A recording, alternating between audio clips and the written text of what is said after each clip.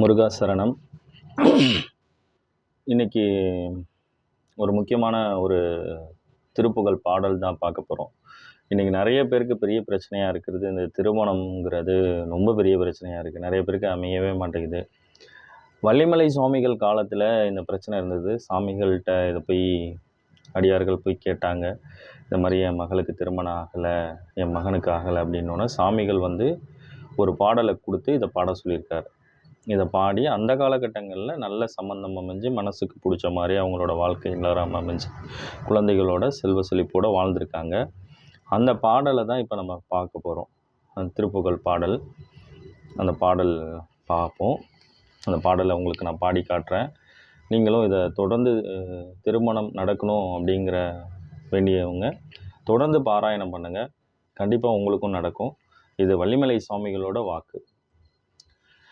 விரல் மாறல் 5 மலர்வானில் சிந்த மிகவானில் இருந்து வெயில் காய மிதவாடை வந்து தளல் போல ஒன்ற வினை மாதர் தந்தம் வசைகூற குறவானர் குன்றில் உரைபேதை கொண்ட குடிதான துன்ப மயில் தீர குளிர் மாலை என் கண் அணிமாலை தந்து குறை தீர வந்து குறுகாயோ மரியான் உகந்த இறையோன் மகிழ்ந்து வழிபாடு தந்த மதியால மலைமாவு சிந்த அலைவேலை அஞ்ச வடிவேல் எரிந்த அது தீரா அறிவான் அறிந்துன் இருந்தால் இறைஞ்சும் அடியர் இடைஞ்சல்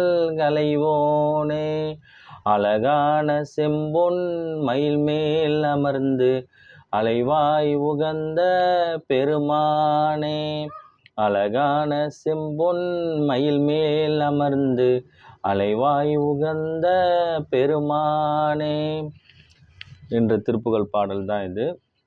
ரொம்ப சக்தி வாய்ந்த பாடல்.